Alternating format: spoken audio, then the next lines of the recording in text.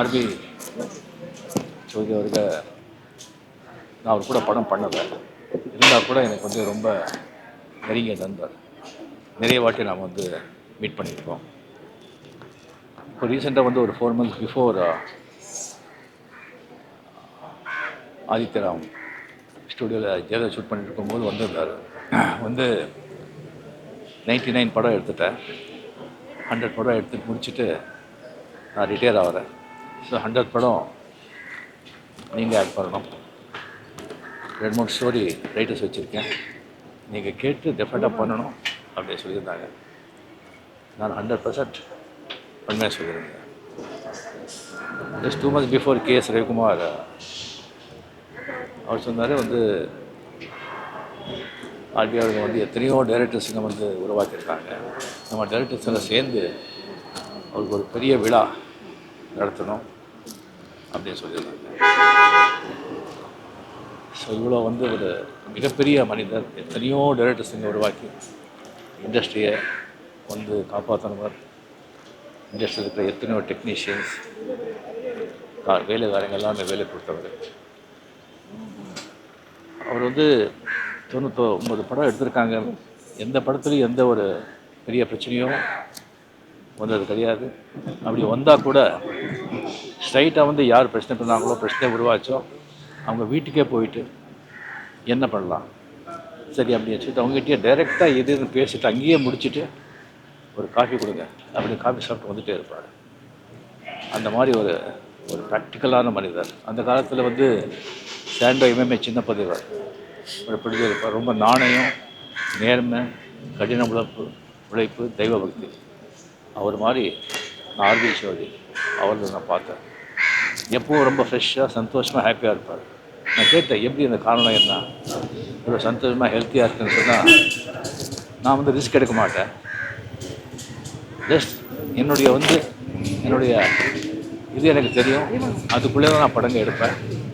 படம் எடுத்த பிறகு அதுக்கப்புறம் எல்லாத்தையும் ஆண்டு மேலே விட்டுடுறேன். அடுத்தது என்னன்னு போயிட்டே இருப்பேன். இவ்வளோதான், எது கொண்டு வந்தோம், எது கொண்டு போகிறோம் அப்படின்னு சொல்கிறார். அந்த மாதிரி ஒரு அருமையான ஒரு ஆத்மா, அருமையான ஒரு ப்ரொடியூசர். இந்த மாதிரி ஒரு அகால மரணம் ஆனது ரொம்ப ரொம்ப ரொம்ப வருத்தமாக இருக்குது. அது ஆத்மா சாந்தி அடையட்டும். நம்ம சார்ந்தவர் எல்லாருக்குமே என்னுடைய ஆழ்ந்தான நன்றி. ஆர்பி சௌத்ரி சார் வந்து ரொம்ப ஜென்யூன், ஆனஸ்ட் அண்ட் ஜோவிலியான ஒரு ப்ரொடியூசர். அண்ட் இது வந்து பெரிய லாஸ் நம்ம இண்டஸ்ட்ரிக்கு. And of course personal loss. நம்ம இது வந்து we can't replace this. Whatever has happened, இது வந்து இட்ஸ் வெரி பெயின்ஃபுல். அண்ட் என்னோட heartfelt condolences to the family and friends. We are really going to miss R.V. Chaudhary sir.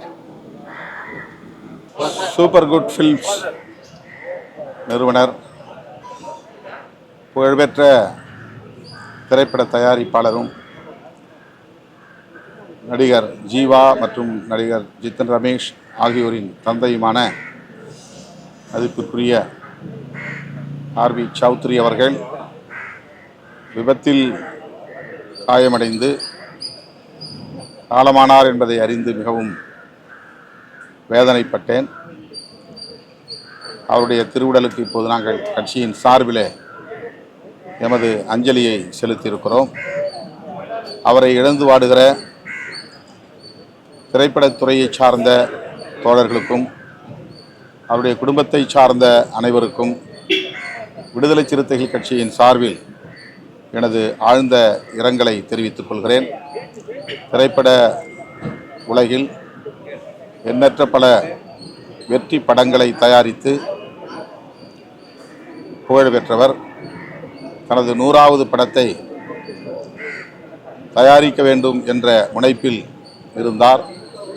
குறிப்பாக நடிகர் விஜய் அவர்களை வைத்து தனது 100வது படத்தை தயாரிக்க வேண்டும் என்று ஆசைப்பட்டிருந்தார் என்பதை அறிகிற போது வேதனை அளிக்கிறது. அவருக்கு எமது கட்சியின் சார்பில் வீர வணக்கத்தை செலுத்துகிறோம். மதிப்பிற்குரிய ஐயா ஆர்பி சௌத்ரி அவர்கள்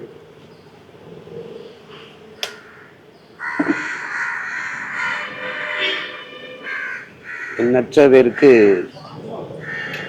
வாழ்க்கையை கொடுத்த ஒரு மகத்தான மனிதர். சொல்லுவோம் நம்ம வாழ வைத்த தெய்வம்னு, அப்படி பல பேரை வாழ வச்ச ஒரு தெய்வம் தான் அவர். எத்தனையோ இயக்குநர்களை, நடிகர்களை உருவாக்கிய ஒரு பல்கலைக்கழகம்.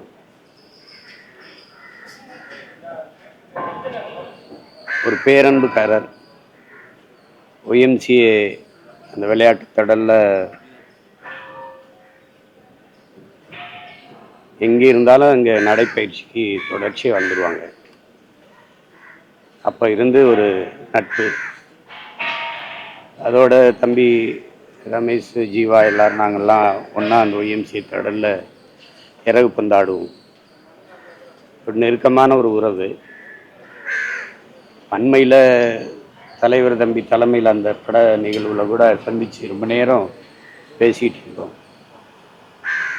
99 படம் தயாரிச்சிட்டாங்க, இன்னும் 100வது படம் தயாரிக்கணும்னு பேசிட்டு. இந்த விபத்தை கொஞ்சம் கூட எதிர்பார்க்கல. நான் உடல் நலத்தில் ரொம்ப அக்கறை கொண்டவர், அதனால இன்னும் ஒரு நீண்ட காலம் வாழ்ந்திருப்பார். இந்த விபத்தை கொஞ்சம் கூட எதிர்பார்க்கல. ரொம்ப அதிர்ச்சியாக இருந்தது. அவருடைய இழப்பு எதன் பொருட்டும் அதை நம்ம சமப்படுத்திக்கிற முடியல, ஈடுகட்ட முடியாததை. ஐயா அவர்களை இழந்து வாடுகிற அவருடைய குடும்பத்தினர், குறிப்பாக தமிழ் ஜீவா, ரமேஷ் அவங்களுக்கு, திரையுலகினர் எல்லோருக்கும் என்னுடைய ஆறுதல்.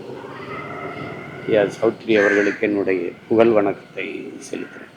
ராஜஸ்தானில் பிறந்த ஒரு மனிதர் ஒரு மெல்ல மெல்ல நகர்ந்து தமிழ்நாட்டுக்கு வந்தது என்பது பெரிய விஷயம் இல்லை.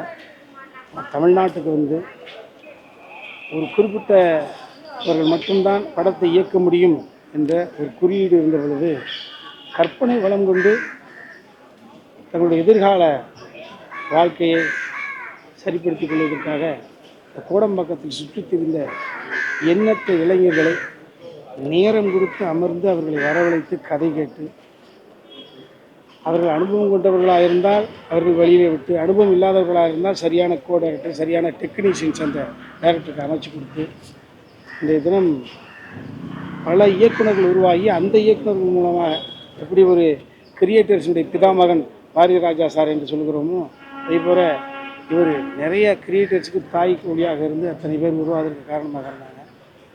இதில் இருந்து நான் புரிஞ்சுக்கிறது, எனது அனுபவத்தில் புரிஞ்சுக்கிறது, இந்த ராஜஸ்தான் மண் கூட பிறந்த அண்ணன் குடும்பத்தில் ஒரு திருமணத்துக்காக ஐயா போகிறாங்க. ஆகா, என் மகனே நீ மறுபடியும் தமிழ்நாட்டுக்கு போனால் எப்பப்பா வருவ, உன் மேலே எனக்கு ஆசையாக இருக்குன்னு அந்த பூமியே அவரை பொறாமைப்பட்டு எடுத்துக்கொண்டதாக தான் நான் பார்க்குறேன். புராணத்தை, ஆன்மீகத்தை நம்புவராக இருந்தால் இவருக்கு எதற்கு இப்படி ஒரு மரணம் நிகழ வேண்டும் அப்படின்னு கடவுள் மேலே யாராவது கோபம் வந்துச்சுன்னா அதை நான் தேடுங்க. அந்த கேள்விக்கு இதுதான் பதில். இந்த பூமி, அந்த மண், என் செல்வ மகன்டானி எனக்கு மட்டும் சொந்தமப்பா அப்படின்னு பொறாமைப்பட்டு அந்த பிள்ளை எடுத்துக்கொண்டது நடந்தது. 77 வயதில் மரணத்தை தழுவது என்பது பெரிய விஷயம் இல்லை. ஆனால் இப்படிப்பட்ட மரணம் நிகழ்ந்துவிட்டது. என்னை போன்றவர்களுக்கெல்லாம் சிரிச்ச முகத்தோடு மட்டுமே பார்த்து அந்த ஜீவாவை இப்படி அழுகிற சூழலில் பார்க்குறதுக்கான ஒரு சூழல் ஏற்படுகின்றது. ரொம்ப அவர் தன் மகன் ஜீவா பாக்ஸ் ஆஃபீஸ் கிட்ட சில வருடங்கள் கொடுக்கவில்லை என்ற சங்கடத்தில் இருந்த பொழுது, பணம் இருக்கு, பவுஸ் இருக்கு, மகனுடைய கனவு, மகன் தடமாறி கொண்டிருக்கிறான் என்ற பொழுது ட்ரிபிள் டி என்ற ஒரு படம் ஒரு பரபரப்பான வெற்றியை கொடுத்தது. ஏஆர்ஜி கண்ணன் அவர்கள் தயாரித்தார். இந்த படம் ஆரம்ப நிலையிலிருந்து இந்த வெற்றி பெற்ற நிலைக்குடைய வரைக்கும் இருந்தேன். ஒரு மிகப்பெரிய மகிழ்ச்சி. தன் மகன் கடைசியாக நடித்த படம் ஒரு பாக்ஸ் ஆஃபீஸுக்கு மக்களுடைய மிகப்பெரிய அபிமானத்தை பெற்றுவிட்டார் என்ற ஒரு சின்ன மனநிலை அவருக்கு இருந்தது. அதை தான் நம்ம நினச்சிக்க முடியும். இதை தாண்டி சௌத்ரி சார் ஜீவாவோட அம்மாவோட பார்க்குற பொழுது அன்றில் பறவைகள் போல் 2 பேருமே பின்னி பிணைஞ்சு தான் இருப்பாங்க. அந்த தாய் அவருடைய இழப்பை எப்படி தாங்கிக்கிறோம் அப்படின்றதான் முதுமையில் மிகப்பெரிய ஒரு கொடுமை. எல்லாம் உள்ள இறைவன் எல்லாத்தையும் அர்த்தத்தோடு செய்வான். இதற்கு என்ன அர்த்தம் வைத்திருக்காங்க என்றால், அந்த ஆர்டி சௌத்ரி சூப்பர் குக் நிறுவனம், இந்த நிறுவனம் என்பது 100வது படத்தை நோக்கி நகர்ந்து கொண்டிருக்கிறது. அவருடைய ஆத்மா மேலே இருந்து அவருடைய பிள்ளைகளை சுரேஷையும் தம்பி ரமேஷையும் அருமை தம்பி ஜீவாவையும் நிச்சயமாக ஆசீர்வதித்து வழிநடத்தும். நிச்சயமாக தமிழ் திரை உலகம் இருக்கிற வரை, தமிழ் திரையுலக கற்பனையாளர்கள் இருக்கிற வரை சௌத்ரி சாருக்கு கடமைப்பட்டவர்கள். ஒரு பெரிய நிறுவனம் சூப்பர் குட்டுங்கிற ஒரு நிறுவனத்தை ஏவிஎம் நிறுவனத்துக்கு ஈக்குவலாக வந்து அதை அமைச்சார். அது வேற ஒன்றும் இல்லை, அவருடைய திறமை, அவருடைய உழைப்பு, அவர் சினிமா மேலே வச்சிருக்கிற ஒரு அன்பு. ஆனால் அவர் அதுக்கு அப்பாற்பட்ட ஒரு பெரிய மனிதர், சினிமாவுக்கு அப்பாற்பட்ட ஒரு பெரிய மனிதர், குடும்பத்திற்குன்னு நேரத்தை ஒதுக்கக்கூடியவர். ஒரு விஷயத்துக்கும் ஒரு நேரத்தை ஒதுக்குவார். நான் ஒரு கம்பெனி ஆர்டிஸ்ட். அந்த சூப்பர் குட்டை பொறுத்த வரைக்கும் ஆரம்ப காலத்தில் director Vikraman, director KS Ravikumar இவர்களெல்லாம் வந்து அறிமுகப்படுத்தினதே திரு சௌத்ரி சாரை தான். அந்த வெற்றியில் நான் எங்கள் அப்பா சொன்ன மாதிரி நான் ஒரு சாரமாக இருந்திருக்கேன்னா மிக சந்தோஷமாக இருக்குது. ஆனால் அவர் மறைந்தது மிக துக்கக்கூடிய ஒரு நாள். ப்ரொடியூசர்களுக்கு மட்டும் இல்லை, பல குடும்பங்களை வாழ வைத்து கொண்டு இருக்கும் ஒரு ப்ரொடியூசர். இந்த கம்பெனி அப்படியே அவர் மேலே இருந்து ஆசீர்வாதம் பண்ணி சூப்பர் குட் வந்து இன்னும் பல வெற்றிகள் காண்றதுக்கு அவருடைய ஆசீர்வாதத்தோட ஒவ்வொரு படியும் எடுத்து வைப்பாங்கன்னு நம்பி அவருடைய ஆத்மா சாந்தி அடைய எல்லாருக்கிட்டையும் வேண்டிக்கிறேன். எல்லாரும் வேண்டுங்க, அவர் ஆத்மா சாந்தி அடைய. நன்றி. ஆர்பி சௌத்ரியை பொறுத்த வரைக்கும் அவர் இந்த சினிமா உலகத்தில் விநியோகஸ்தராக அடியெடுத்து வைத்த நாள்லேருந்தே எனக்கு அவர் நல்லா தெரியும். பல திரைப்படங்களை விநியோகம் பண்ணி அதுக்கப்புறம் திரைப்பட தயாரிப்பாளராக உயர்ந்து இன்றைக்கி வந்து ஒரு தனிப்பட்ட தயாரிப்பாளராக 99 திரைப்படங்களை அவர் தயாரிச்சிருக்கார். அப்படிங்கும்போது தமிழ் சினிமாவில் அது மிகப்பெரிய சாதனை அப்படின்னு தான் சொன்னோம். ஒரு இண்டிபெண்ட் ப்ரொடியூசர் இவ்வளவு திரைப்படங்களை தயாரித்தது வந்து ரொம்ப பெரிய விஷயம். இத்தனை படங்களை தயாரித்து இதெல்லாம் தாண்டி அவரை பற்றிய சிறப்பு அப்படின்னு சொன்னோம்னா எத்தனையோ அது இயக்குனர் இன்றைக்கி தமிழ் சினிமாவில் முதல் வரிசையில் இருக்கின்ற பல இயக்குநர்கள் வந்து அறிமுகம் பண்ண பெருமைன்னா அது ஆர்பி சௌத்ரிக்கே சொந்தமானது. ஒரு திரைப்பட தயாரிப்பாளர் எப்படி இருக்கணும் அப்படின்றதுக்கு இலக்கணமாக இருந்தவர் அப்படின்னு அவர் சொல்லலாம். பணம் கொடுத்தா போதும் ப்ரொடியூசரு, மற்றெல்லாம் யாராவது பார்த்துக்குவாங்க அப்படின்ற நிலைமையில் அவர் என்றைக்குமே இருந்ததில்லை. கதை தேர்விலேருந்து இந்த படப்பிடிப்பு நடக்கிறது, படப்பிடிப்பு நடந்த உடனே சரியாக எடுத்திருக்காங்களா, பாடல் எப்படி இருக்குது. சமீபத்தில் ஒரு பேட்டிக்கு என்கிட்ட வந்திருந்த ஒரு இயக்குனர் ஆச்சரியத்தோடு சொன்னார், அவருக்கு தாய்மொழி தமிழ் இல்லை, ஆனால் தமிழ் பாட்டை அந்த அளவு பிரமாதமாக பாடுவார். அப்படிப்பட்ட ஒரு மாபெரும் திறமைசாலி, தமிழ் சினிமா தயாரிப்பாளர்களுக்கு ஒரு எடுத்துக்காட்டாக இருந்த ஒரு தயாரிப்பாளரை இழந்து இன்றைக்கு தமிழ் சினிமாவில் தவிக்கிறது. இது இந்திய சினிமா உலகத்துக்கே ஈடு செய்ய முடியாத இழப்பு என்பதிலே எந்த சந்தேகம். நன்றி. மரியாதைக்குரிய நமது தயாரிப்பாளர் ஆர்பி சௌத்ரி அவர்கள் ராஜஸ்தானில் நியூ டெல்லியிலிருந்து அகமதாபாத் போகிற வழியில் நேஷ்னல் ஹைவே 162 அதில் மதியான வேலையில் அந்த இடத்துல நிறைய விபத்து நடந்துக்கிட்டே இருக்கான். அங்கே பிடபிள்யூடி ஏன் அதை சரி பண்ணலைன்னு தெரியல. அங்கே ஒரு நடுவில் டிவைடர் இந்த வெயிலில் கண்ணுக்கு கூட தெரியல, அதில் மோதி தவறிவிட்டார். ரொம்ப வருத்தத்துக்குரிய விஷயம். இது ஏன் இதை குறிப்பிட்டு சொல்கிறேன்னா, நேஷனல் ஹைவே 162 அகமதாபாத் நியூ டெல்லின்னா இதன் மூலமாக அதை சரி பண்ணணும்னு நான் வேண்டிக்கிறேன். இவருடைய சரித்திரத்தை யாரும் பண்ண முடியாது. 40 இயக்குநர்களுக்கு மேலே அறிமுகப்படுத்திய ஒரு தயாரிப்பாளர். பல 100 படம் எடுத்துட்டார். பல லட்சக்கணக்கான தொழிலாளிகள் திரையுலகினரை வாழ வச்சுருக்காரு. இவரோட சரித்திரத்தை இவ்வளோ இயக்குநர்களை இனிமேல் அறிமுகம் செய்ய முடியுமா, இந்த காலச்சூழலில் இப்படிப்பட்ட படங்களை எடுக்க முடியுமாங்கிறது மிகப்பெரிய கேள்விக்குறி. அவருடைய புதல்வர்கள் ஜிதன் ரமேஷ், ஜீவா, சுரேஷ் திரைத்துறையில் விட்டு சென்றிருக்கார். ஜீவா சகோதரர் அவரோட முதல் படத்துக்கு நான் போய் வாழ்த்தினேன். இவர் தயாரித்த பல படங்கள்லாம் நடிச்சிருக்கேன். ஜாலின்னு ஒரு படம் தமிழ், தெலுங்கு 3 லாங்குவேஜில் எடுக்கப்பட்டது. ஜீவா அவர்கள் அவருடைய அப்பாவோட ரெக்கார்டை முறித்து அவருடைய காலகட்டத்தில் 10-15 வருஷத்தில் இதே மாதிரி 40-50 இயக்குநர்களை அறிமுகப்படுத்தி மிகப்பெரிய ஒரு அருமையான தயாரிப்பாளராக அப்பா பேரை காப்பாற்றி அவரை விட சிறந்த பேர் சேர்க்கணும்னு சொல்லி அன்னார் ஆர்பி சௌத்ரியின் ஆன்மா சாந்தி அடைய இறைவனை வேண்டுகிறேன். நன்றி, வணக்கம். வணக்கம். ஐயா ஆர்பி சௌத்ரி ஐயா தவறுனது நம்ம தமிழ் சினிமா உலகத்துக்கு மட்டும் இல்லாமல் சவுத் இந்தியா, அதாவது அவர் பண்ண பல மொழி படங்கள் பண்ணியிருக்கிறார். இவ்வளோ பெரிய ஆள், அத்தனை ஆளுமே தன்மை கொண்டவர். நிறைய படங்கள் நானே அவர் கூட சேர்ந்து 4-5 படம் ஒர்க் பண்ணியிருக்கிறேன். நிறைய புதிய அறிமுகங்கள், புதிய டெக்னீஷியன்கள், ஃபைட் மாஸ்டர்லேருந்து டான்ஸ் மாஸ்டர்லேருந்து டைரக்டர்ஸு, கேமராமேன், இப்படி எல்லாரும் அறிமுகப்படுத்தினவர். இன்றைக்கி ஒரு அகோரகத்தில் இருந்திருக்காரு. சூப்பர் குட் ஃபிலிம்ஸ் அப்படின்னு ஒரு கம்பெனி சொன்னாலே அந்த கம்பெனி பேனரை பார்த்தாலே நிறைய பேர் தேட்டருக்கு போகிற மாதிரி செஞ்சவர். சினிமாவில் புதிய சரித்திரம் படுத்த நிறைய சரித்திரங்கள் படைத்தவர். அவருடைய ஆத்மா சாந்தியடைய வேண்டிக்கிறேன். என்னுடைய அருமை நண்பர், சிறந்த நடிகர் ஜீவா அவர்களுடைய தந்தையார், இந்திய திரையுலகில், முக்கியமாக தமிழ் திரையுலகில் மிகச்சிறந்த திரைப்படங்களை கொடுத்த ஒரு சிறந்த தயாரிப்பாளர், மரியாதைக்குரிய திரு ஆர்பி சௌத்ரி அவர்கள் மரணமடைந்த செய்தி கண்டு மிகுந்த அதிர்ச்சி அடைந்தேன். அவருடைய இழப்பு தமிழ் சிறு திரையுலகத்திற்கு மிகப்பெரிய இழப்பு. அவருடைய குடும்பத்திற்கு மிகப்பெரிய இழப்பு. அவரை இழந்து வாடும் அவருடைய குடும்பத்திற்கு, அவருடைய புதல்வர்கள், சகோதரர் ரமேஷ், நண்பர் ஜீவா அவர்களுக்கும் அவருடைய குடும்பத்திற்கும் என்னுடைய ஆழ்ந்த இரங்கலை தெரிவித்துக் கொள்கிறேன். அவருடைய ஆத்மா இறைவனுடைய நிழலில் சாந்தி அடைவதற்கு நான் இறைவனை பிரார்த்திக்கிறேன்.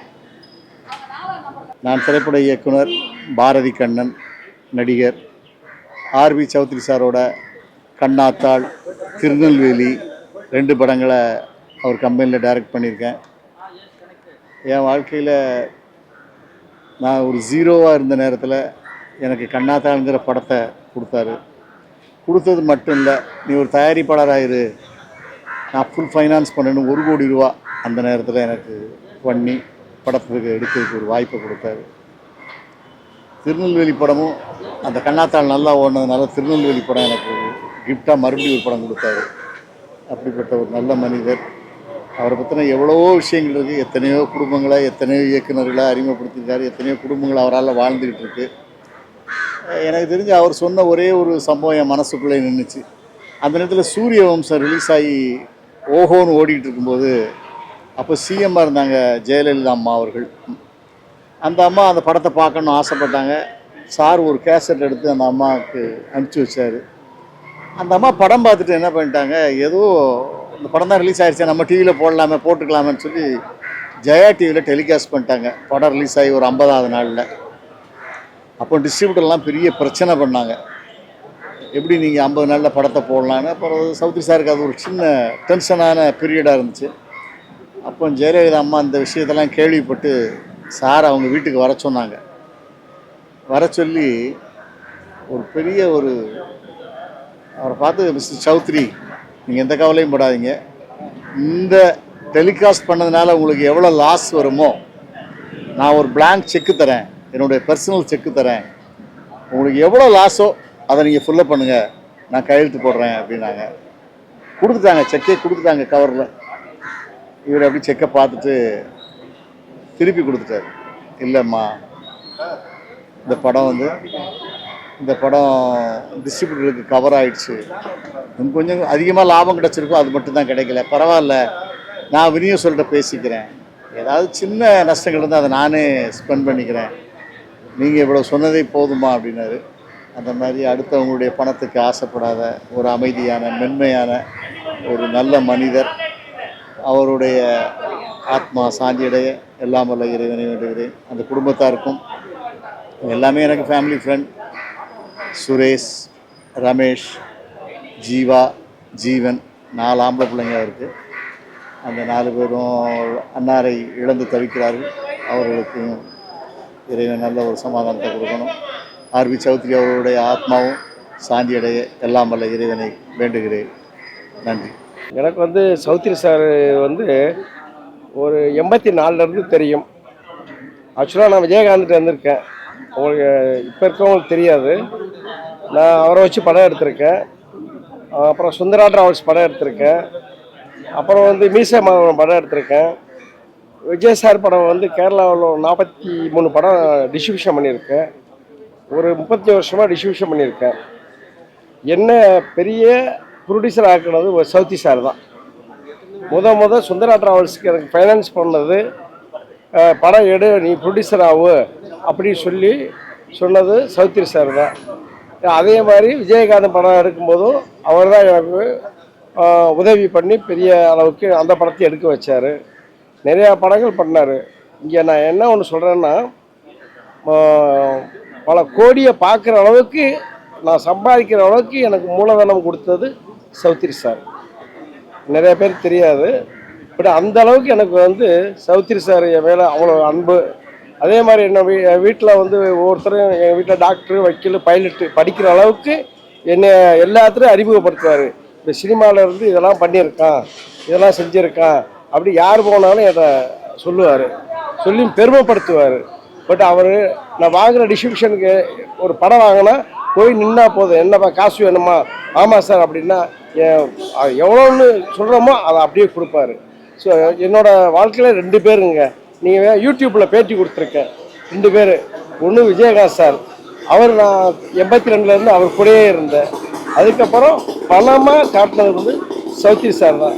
ஆனால் அவர் இப்போ இறந்துருக்காரு. அவர் இறந்தது மாதிரியே தெரியலை. எனக்கு வந்து அவ்வளோ உதவிகள் பண்ணியிருக்காங்க. எனக்கு இவர் தான் உதவிகள். நான் வேறு யார்கிட்டையும் சினிமாவில் கையேற்றினது கிடையாது. ஆனால் இவர் மட்டும்தான் நான் வந்து 43 வருஷம் 44 வருஷமாக இவர்கிட்ட நான் வந்து உறவு வச்சுக்கிட்டு ஒரு 40 வருஷம் இருக்குன்னு நினைக்கிறேன். 40 வருஷமாக நான் கிட்டத்தட்ட கேரளாவுக்கு ஒரு 300 படத்துக்கு மேலே டிஸ்ட்ரிபியூஷன் பண்ணியிருக்கேன். பட் எனக்கு உதவி பண்ணது எல்லாமே சௌத்ரி சார் தான். அவரை இந்த மாதிரி ஆக்சிடென்ட் ஆனோன்னு முதல் இழப்பு எனக்காக தான் இருக்கும். எவ்வளோ பேருக்கு ஹெல்ப் பண்ணியிருக்காரு. கேரளாவோட நிறையா அவருக்கு பண்ணாத ஊரே கிடையாது. ஃபைனான்ஸு கேரளாவிலே நிறையா பண்ணியிருக்காரு. ஸோ இந்த இழப்பு வந்து எனக்கு கூட தான். அதனால் மனசுக்கு அவர் ஆத்மா சாந்தி அடையட்டும். நன்றி. என்ன சொல்றதுன்னு தெரியல. இது நடந்திருக்க கூடாது. ஏன்னா எப்பவுமே ஆரோக்கியத்தை பற்றி கவலைப்படுற ஒரு ஆத்மா. எனக்கு நிறைய அட்வைஸ் பண்ணியிருக்காரு. நடக்கணும், தொப்பையை குறைக்கணும், கொஞ்சம் ஸ்மார்ட்டாக இருங்க, நீங்கள்லாம் ஆக்டர்ஸ் எல்லாம் சொன்னார். ஆனால் இன்னைக்கு அவர் வந்து இந்த ஆக்சிடெண்ட்டில் போனது வந்து எனக்கு பெரிய அதிர்ச்சியாக இருக்குது. மரபு ரீதியாக சொல்கிற மாதிரி இல்லை, உண்மையாகவே இந்த காலகட்டத்தில் வந்து ரொம்ப ரொம்ப முக்கியமான ஒரு ப்ரொடியூசர். அவருடைய காலகட்டத்தில் வந்து சினிமா கொஞ்சம் தொய்வாக இருக்கும்போது புதுசாக பல தொழில்நுட்ப கலைஞர்களை, பல இயக்குநர்களை கொண்டு வந்தார், புது புது கதைகளை. இன்னைக்கு சினிமா துறையில் வந்து நிறைய பிரச்சனைகள் போயிட்டுருக்கு, எல்லாருக்குமே தெரியும். அவர் கடைபிடிச்ச அணுகுமுறையை நம்ம கடைபிடிச்சாலே பாதி பிரச்சனைகள் தீரும். அந்த அளவுக்கு அவர் திட்டமிட்டு ரொம்ப தெளிவாக செயல்படுற ஒரு ப்ரொடியூசராக இருந்தார். அவருக்கு மரியாதை செய்கிறது அப்படின்றத வந்து அவருடைய அணுகுமுறையை நாமும் கடைபிடிக்கிறது தான். அவருடைய குடும்பத்தாருக்கு, அவரோடு பயணித்தவர்களுக்கு என்னுடைய வாழ்ந்த அனுதாபங்கள் தென்னிந்திய நடிகர் சங்கத்தின் சார்பாக.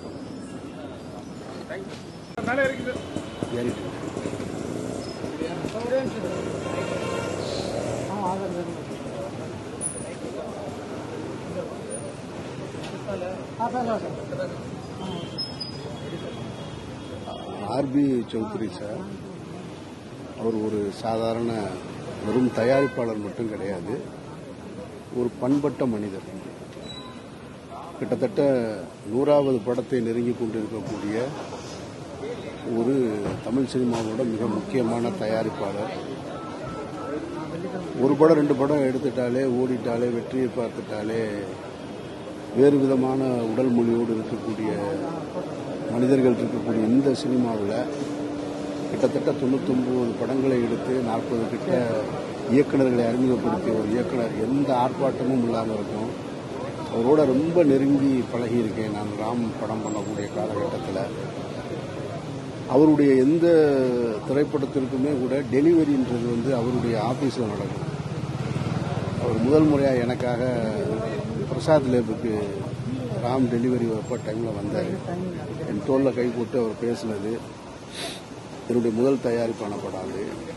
அந்த டைமில் எனக்கு ஒரு ஆசான் போல ஒரு தந்தை ஸ்தானத்தில் இருந்து வழி நடத்துறது. அதையெல்லாம் தாண்டி ஒரு தன்மானம் மிக்க ஒரு தயாரிப்பாளர், சுயமரியாதை மிக்கவர். பணம் சம்பாதிக்கணும் அப்படின்றதுக்காக எந்த இடத்திலும் தன்னை தாழ்த்தி கொள்ளாத ஒரு மனிதர்.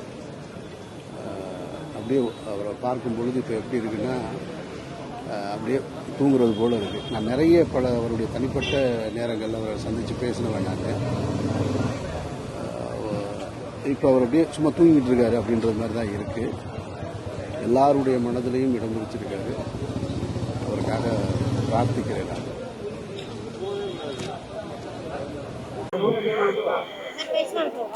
சார் இதுக்கு வாழ்க்கையில் நடக்க முடியாத இன்னொரு அப்பான்னு சொல்லுவாங்க. நான் எங்கே அவரை பார்த்தாலும் அவரை காலை போட்டு அதுக்காமல் நான் வந்ததும் இல்லை, போனதும் இந்த காலை இன்னைக்கு கண்ணாடி போட்டு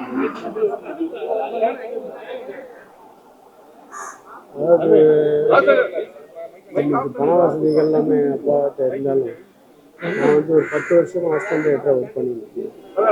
அப்போ நிறைய ப்ரொடியூசர்ஸ் என்ன டைரக்டர் ஆக்குறேன்னு சொன்னாங்க. ஆனால் ஒரு ப்ரொடியூசர் சவுதிங் சார் உட்காந்து எழுந்து போகிற வழியில் என்னை நீ தான் என் டைரக்டர்னு சொல்லிட்டு போனார். இந்த வார்த்தை இன்ன வரைக்கும் என்னால் மறக்க முடியல. அப்படி என்ன டைரக்டர் ஆக்குனார். ஆனால் நான் அந்த படம் சரியாக போகாது சார், அதனால நான் இந்த படம் பண்ண மாட்டேன்னு நான் சொன்னேன்.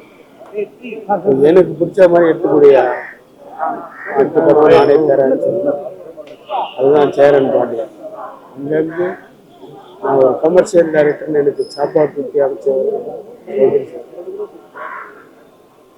இன்னைக்கு நான் நிறைய படங்கள் நடிக்கிறேன் அப்படின்னா அதுக்கு காரணமும் சௌதரி சார். ஏன்னா முதல் படத்துலேயே நான் அவரை கேட்காம ஓப்பனிங் சீன்லாம் நடிச்சிட்டேன். ஏன்னா அவர் இதே மாதிரி ராஜஸ்தான் அவர் வருஷம் இல்லை 6 மாதத்துக்கு முன்னாடி அவங்க ஊருக்கு போயிடுவார். அப்போல்லாம் செல்ஃபோன் கிடையாது, அதனால் அவர் கேட்க முடியல. கேட்காம நான் பார்த்து நடிச்சிட்டேன். இப்போ படம் பார்த்துட்டு நல்லா தான் பண்ணியிருக்கேன் அப்படின்னு சொல்லிட்டு சேரன் பாண்டியன்லையும் நிழல்கள் ரவி டேட்ஸ் இல்லை அப்படின்னு சொன்னாங்க. நீயே பண்ணிடுவாங்க. அதுக்கடுத்த படத்தில் விஜயகுமார் மொட்டை அடிக்க மாட்டேன்னு சொல்கிறாங்க சார். அவருக்கு நிறைய படம் கண்டினியூட்டி, அதனால் நீயே டெய்லி மொட்டை அடிச்சு பண்ணிடுவாங்க. அதான் புத்தம் போயிட்டாங்க. அதுக்கப்புறம் ஊர் மரியாதையில் எனக்கு கேரக்டர் இல்லை. சென்டிமெண்ட்டாக நீ ஏதாவது ஒரு ஷார்ட்டாவது ஆயாது. ஊர் மரியாதை ஒரே ஒரு சீனில்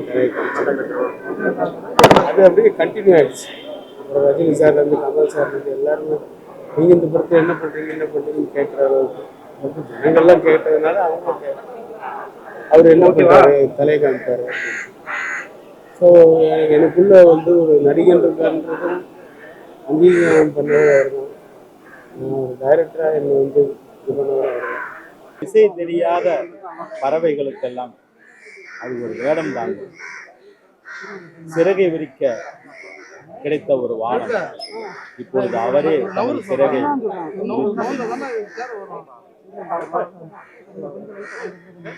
எங்களுக்கெல்லாம் ஒரு பிள்ளையார் சொல்லி போட ஒரு அலுவலகம் இருந்தது. எப்பொழுது வந்தாலும் கதை கேட்க அவர் காத்திருக்கிறார். இப்பொழுது எங்க யார் கதை சொல்கிறார்களோ எந்த வேலையும் இல்லாவிட்டால் கூட ஆபீஸுக்கு போய் அவரை பார்த்து ஒரு வணக்கம் போடுவது ஒரு வேலையாக இருந்தது. இப்பொழுது அந்த வேலையும் கூட இல்லாமல் எங்களுக்கு இல்லாமல் சென்றிருக்கிறார். அவர் கொடுத்த சீரிய சிந்தனைகளும் சிறப்பு மிக்க யோசனைகளும் எங்களை மெல்ல மெல்ல செதுக்கிய அவரது அறிவுறுத்தல்களும் கொண்டு இனிமேல் நாங்கள் நடக்க வேண்டும். இன்னும் இருக்கும் காலம் வரை இந்த திரையில் பறக்க வேண்டும். சூப்பர் குட் ஃபிலிம்ஸ் என்றும் இருக்கும். அது கதை சொல்ல வருபவர்கள் எப்பொழுதும் வரலாம். ஜீவா, சுரேஷ், ரமேஷ் எல்லோரும் இருக்கிறார்கள்.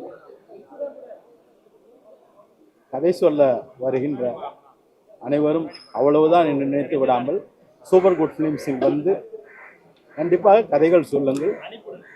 கேட்பதற்கு இருக்கிறார்கள். சௌத்ரி சாரின் ஆசீர்வாதம் எப்பொழுதும் இருக்கும். ஆர்பி சௌத்ரினாவே தமிழ் இண்டஸ்ட்ரியில் ஒரு மறக்க முடியாத பேர். தமிழ் சினிமாவோட சரித்திரத்தில் ஒரு நிரந்தரமாக இருக்கக்கூடிய ஒரு நேம். தயாரிப்பாளராக இளம் இயக்குனருக்கு, புதிய இயக்குனருக்கு ஒரு அட்சய பாத்திரம் மாதிரி அவர். யார் போய் ஒரு நல்ல கதையை சொன்னாலும் அவர் அதை அற்புதமாக இந்த புது இயக்குனர்னு பார்க்காம அறிமுகப்படுத்துவதில் ஆர்வம் காட்டின ஒரு மிக அற்புதமான தயாரிப்பாளர். அவர் கடைசி வரையிலும் துடிப்போட இருந்த ஒரு இளைஞர் மாதிரி துடிப்போட இருந்தார். ஒரு 100வது படம் அவருடைய கம்பெனியில் 99வது படம் இப்போ படப்பிடிப்பு போயிட்டு இருக்கு. மகுடம் 100வது படம் எடுக்கணும் உதயன்னு என்கிட்ட அடிக்கடி சொல்லுவார். அதுக்கான ஒரு சிறப்பான முயற்சியில் இருந்த இந்த காலகட்டம் அவரை இந்த மாதிரி ஒரு அகால மரணம் அவரை தலைவனுக்கு எனக்கு ஒரு நம்ப முடியாத ஒரு விஷயமா இருக்கு. அவர் இப்போ கூட அவரை பார்க்கும்போது அவர் நல்ல உறக்கத்தில் இருக்கிற மாதிரி தான் இருக்காரு. அவருக்கு எந்த உடல் சேதமும் ஒரு ஆக்சிடென்ட் ஆன மாதிரி எல்லாம் தோணவே இல்லை. அவருடைய மறைவு என்னாலேயே தாங்கிக்க முடியலன்னு அந்த குடும்பத்தார் எந்த அளவுக்கு அதை தாங்கிக்க போறாங்கன்னு தெரியல. அவருடைய பிள்ளைகளுக்கும் அவருடைய குடும்பத்தில் அவருடைய துணைவியாருக்கும் பேரன் பேத்திகளுக்கும் அனைவருக்கும் நான் ஆழ்ந்த இரங்கலை சமர்ப்பிக்கிறேன். தமிழ்நாடு திரைப்பட இயக்குநர்கள் சங்கத்தின் சார்பாக செயலாளர் என்ற முறையில் எங்கள் திரைப்பட இயக்குனர் சங்கத்தின் சார்பாக எங்களது ஆழ்ந்த இரங்கலை திரும்பவும் ஆர்பி சௌத்ரி மாதிரி ஒரு தயாரிப்பாளர் கிடைப்பாரான்றது நமக்கு எண்ணி பார்க்க முடியாத ஒரு பேரிழப்பு. நிச்சயம் ஜீவா அவர்களும் ரமேஷும் சுரேஷ் எல்லாமே சேர்ந்து அவர் அப்பாவுடைய ஆசையான 100வது படத்தை, இந்த ஒரு கம்பெனி 100 படம் எடுக்கிறது சாதாரண விஷயம். 100வது படம் என்கிற அவருடைய கனவை நனவாக்க வேண்டும். அதுக்கு தமிழ் திரையுலகமே ஒத்துழைப்பு கொடுக்கும்.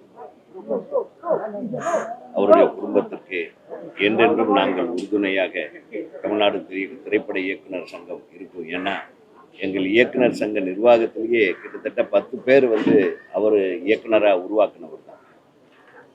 ஸோ நூற்றுக்கணக்கான இயக்குனர்கள் அவருடைய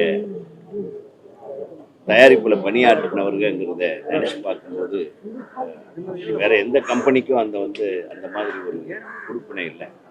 அத்தனை பேரையும் அனைத்து இயக்குனர்களையும் ஊக்குவித்த ஒரு மாபெரும் மேதை திரு ஆர்பி சௌத்ரி சார். அவருடைய இழப்புக்காக நான் என்ன சொல்றது தெரியல.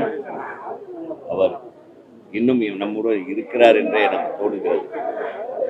அவருடைய ஆன்மா சாந்தி அடைய மனமார்ந்த பிரார்த்தனையை தெரிவிக்கிறேன்.